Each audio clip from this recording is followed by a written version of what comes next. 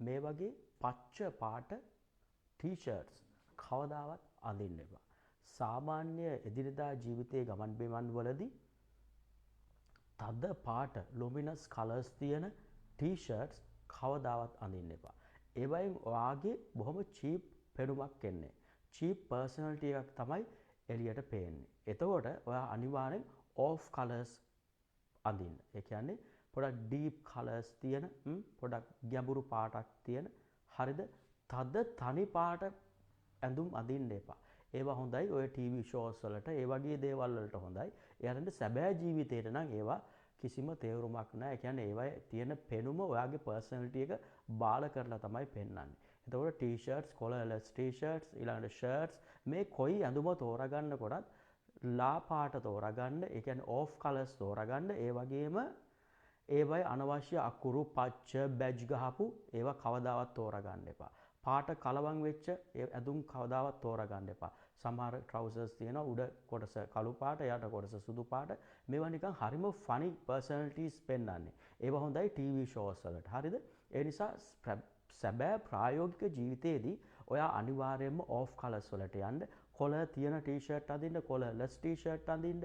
හරිද? අකුරු කොටපු අනම්මනම් විකාර ලොකු බ්‍රෑන්ඩඩ් තියෙන ලොකු බ්‍රෑන්ඩ් නේම් ගහපු ඇඳුම් අඳින්න එපා. ඒවට ඔයා නිකන් අනවශ්‍ය පබ්ලිසිටි එකක් දෙනවා විතරයි සහ ඔයාගේ පර්සනැලිටි එක ඩවුන් වෙනවා. ඒ නිසා ඒ තෝරා ගැනීමේදී ඒ දේ කරන්න. ඒ වගේම ඔයා ග්‍රූම් කරනකොට හොඳට අනිවාර්යෙන් ගමනක් යනකොට වොච් එකක් අඳින්න. හරිද? වොච් එකක් දාලා යන්න. සමහර තරුණ ටීනේජර්ස්ලා ඉන්නවා නොඑක් දේවල් අතේ අත්වල දාගෙන යනවා. ඒක කිසි ගැටලුවක් නැහැ. වයසත් එක්ක ඒක ඕකේ. නමුත් ඔයා ටිකක් ඔයාට පොඩි බරක් පෙන්වන්න ඕන.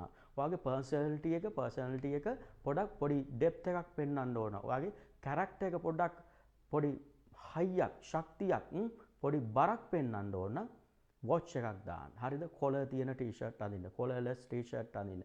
තනි පාට ඇඳුම් තෝරගන්න. හරිද? ඒ අර මම ඉස්සෙල්ලා කියපු රේන්ජ් එකට යන්න. ඊට අමතරව ඩියෝඩරන්ට් එකක් යූස් කරන්න. හොඳට රැවුල කපලා තියාගන්න. කොණ්ඩේ තියනවා නම් කොණ්ඩේ හොඳට පීරගන්න. හරිද?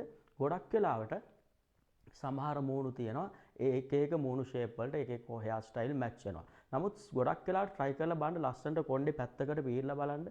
හරිම ඔෆිෂියල් සහ ලොකු ගැඹුරු මේ හොඳ වේට් එකක් තියෙන පර්සනැලිටි එකක් තියෙනවා කියලා පේනවා. නමුත් මේක හැම කෙනාටම මේ හෙයාර් ස්ටයිල් එක අදාළ වෙන්නේ නැහැ. කරන්නත් බෑ. ඒක කෙනාගේ මූණේ ෂේප් එක වෙනස් නිසා. නමුත් ඒ වගේ අර ඔයා හිතනවා නම් ඔයා කුමාරෙක් වගේ ලස්සන වෙලා ඉන්න ඕනේ මේ හැමදේම කරන්න කියලා. ඒක සම්පූර්ණ බොරු. ඔයාව හොඳට ග්‍රූම් කරනවා නම් හරිද? ඔයාගේ පෙනුම අදාළ වෙන්නෙම නැහැ. පිරිසුදුවට නියපොතු ටික කපාගෙන හරිද?